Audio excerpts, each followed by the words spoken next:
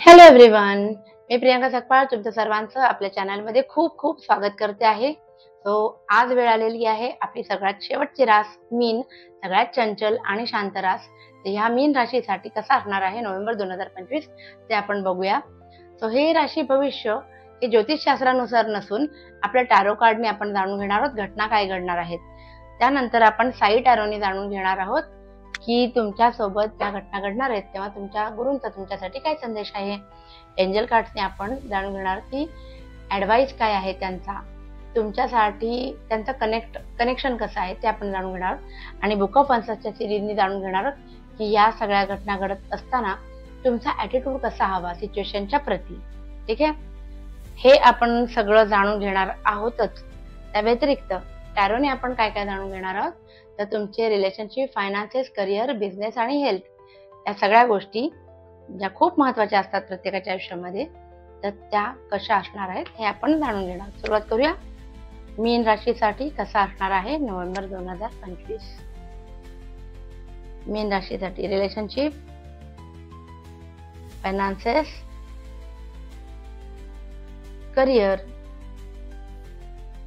Business आणि health. सगळेच card चांगले आलेत.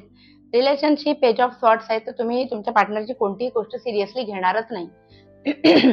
भांडणाची जरी अवस्था आली ना तरी तुम्ही त्याच्यावरून काहीतरी कॉमेडी शोधून काढाल, पण कुठलीही गोष्ट सिरियस मोडवरती जाऊ देणार नाही. तुम्ही अवखळ निखळ पद्धतीने सिच्युएशन हँडल कराल. फायनान्सेस, काही सिक्रेसी मेंटेन केली जाणार आहे फायनान्सेसच्या बाबतीत तुमच्याकडून. आणि तुमची इच्छा नाहीये की ती लोकांना कळावं की काय मॅनेजमेंट चाललेली आहे, असा एक ॲटिट्यूड तुमचा असणार आहे. त्यानंतर आपल्याला आहे करिअरचा कार्ड. करिअरच्या बाबतीमध्ये एक वँड इथे स्क्रूनी फिट केली आणि एक वँड इथे हातात आहे.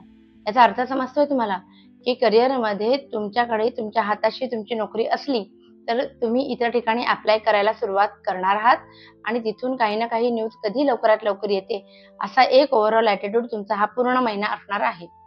बिझनेसवाल्यांसाठी एक आनंदाची गोष्ट आहे की पैसा खूप येईल, इन्व्हेस्टमेंट चांगल्या होतील.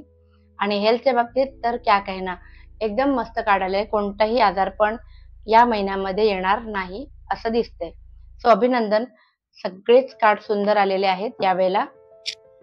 बघूया आपण अशा वेळेला आपल्याला बाबा काय सांगू इच्छितात, म्हणजे तुम्ही ज्याही गुरूंना मानता ते गुरु तुम्हाला काय संदेश देऊ इच्छितात ते आपण बघूया. गुरु म्हणतात की solution, there shall be a light, a solution to your problem is at hand. म्हणजे तुम्हाला आता जे प्रश्न पडलेत ना मीन राशीच्या लोकांना की मी यातनं बाहेर कसं पडेन, तर काळजी करू नका. तुमचे गुरु म्हणतात की तुमच्या काय म्हणतात ना, काखेत कळसा गावाला वळसा, असं थोडंसं आहे. तुमच्या प्रॉब्लेमचं सोल्युशन तुमच्या जवळपासच कुठेतरी आहे. आणि रिमूव्हिंग हर्डल्स, बाबा will remove the hurdles and make your path smoother.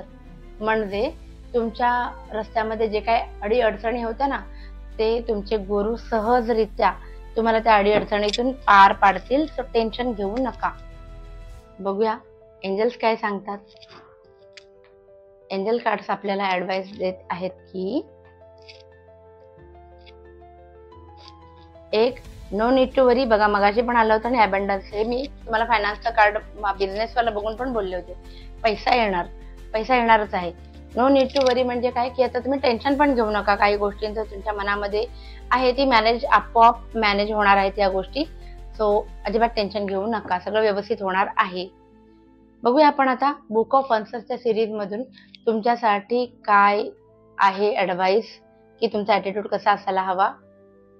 Save your energy, खूप जास्त एनर्जी सेव्ह करा. उगाच वेळ आणि एनर्जी वाया घालवू नका, ती दुसरीकडे कुठेतरी आपल्याला लागणार आहे.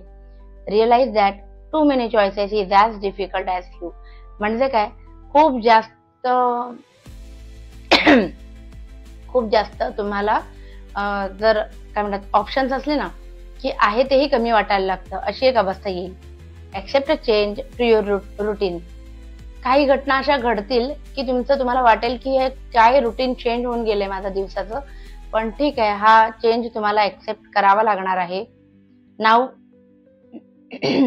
इफ यू आर अलोन, तुम्हाला या महिन्यामध्ये एकटेपणाची जाणीव होणार आहे कुठे ना कुठे, असं आपल्याला सांगतायत. Speak up about it.